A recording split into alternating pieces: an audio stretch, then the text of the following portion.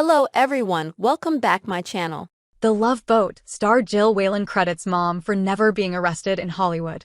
Jill Whelan embarked on a journey to Hollywood stardom, and she survived treacherous waters thanks to her mother.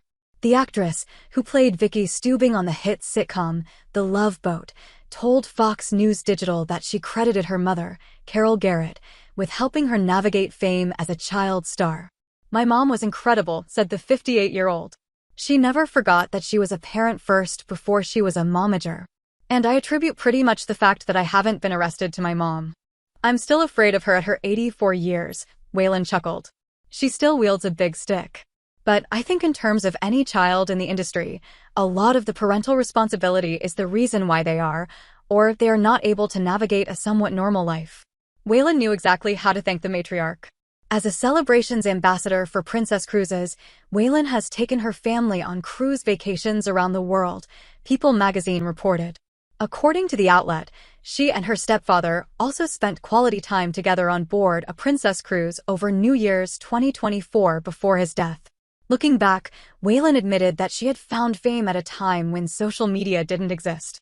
It meant less pressure on the young star's shoulders. "Puberty in front of millions of people is super fun," she joked. "But I would say in terms of navigating fame, thank God there was no internet or social media then. Even though we didn't think it at the time, we did have our privacy as compared to what people have today. We are in an industry, today, where people are interested in what celebrities do in their private lives. So, navigating fame, for me, was a lot easier." Whelan also credited the cast of The Love Boat for guiding her along the way.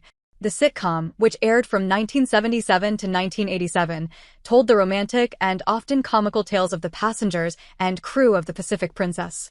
Although originally scorned by critics, the series proved immensely popular, lasting 9 seasons and spinning off several TV movies.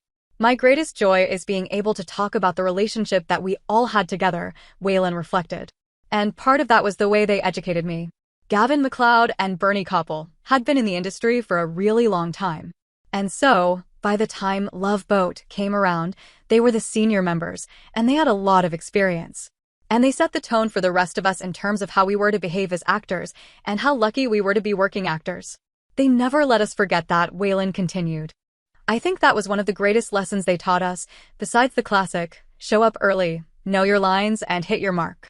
Those are some of the most basic rules, but a lot of people forget or don't think it's necessarily important. The industry has changed so much because of unscripted TV shows. A lot of people want to be in the industry so they can be famous, and they forget it is really a craft, like anything else. It's an art form.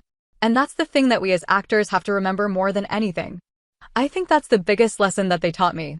Even after the series came to an end, the cast remained incredibly close, Whelan noted.